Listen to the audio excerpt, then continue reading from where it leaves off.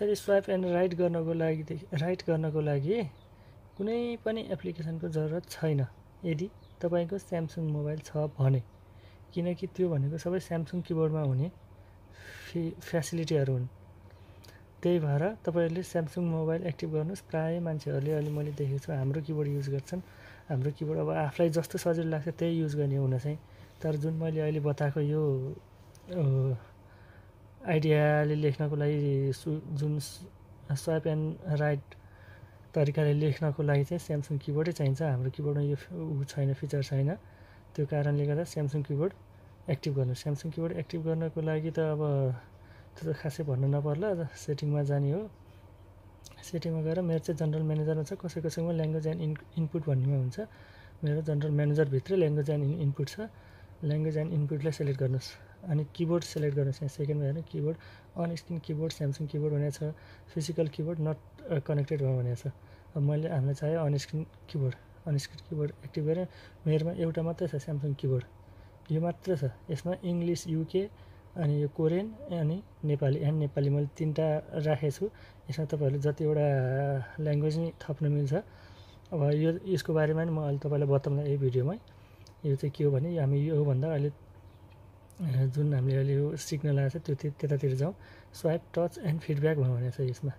यसमा क्लिक गर्नुहोस्। यसमा क्लिक गरिसकेपछि किबोर्ड स्वाइप कन्ट्रोल भनेको छ 1 अनि keyboard touch and hold delay भनेको छ। ब्याक स्पेस स्पिड भनेको छ। Touch and hold space bar भनेको छ। टच फिडब्याक भनेको छ। हामी किबोर्ड स्वाइप कन्ट्रोल्समा जाउँ। यसमा गएपछि स्वाइप टु टाइप यसमा सिलेक्ट गर्नुहोस्। तपाईले यसमा सिलेक्ट गरिसकेपछि अरु केही गर्न पर्दैन, लेख्ने ठाउँमा आउनु। अब सबै ब्याक गर्दै जानु, लेख्ने ठाउँमा आउनु। मैले ल नोटमा लेख्ने भए नोटमा जस्तै अब हेलो लेख्छु म, HELLO हेलो। जे लेख्नु छ त्यहाँबाट स्टार्ट गरेर त्यही अक्षरलाई छुनुपर्छ। काठमाडौँ लेख्छु अब KATHMANDU काठमाडौँ। नेपाल लेख्छु NEPAL नेपाल। यस्तो अब यो भयो स्वाइप एन्ड राइट, यो सकियो। अब यसको लागि तपाईहरुले यो सजिलो छ, त्यति सेटिङ मात्र मिलाउने हो, गर्न सक्नुहुन्छ।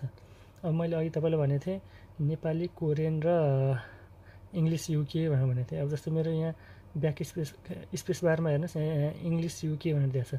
यसलाई मैले स्वाइप गर्छु, कोरियन भयो। अब कोरियन आएको छैन, जे लेखे पनि भयो आफूले जानेको छ भने।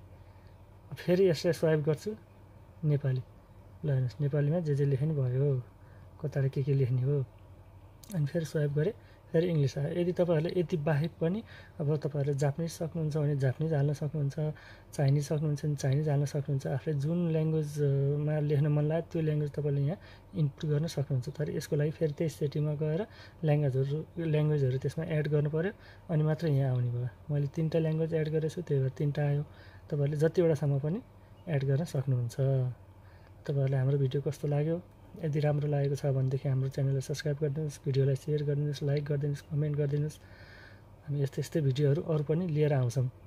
सब्स्क्राइब गरिसकेपछि सँगै रहेको बेल आइकनलाई चाहिँ अन गर्न नबिर्सिनु होला, किनकि मैले अपलोड गरेको भिडियो तपाईहरुसँग पनि त पुर्याउनु पर्यो नि, हैन?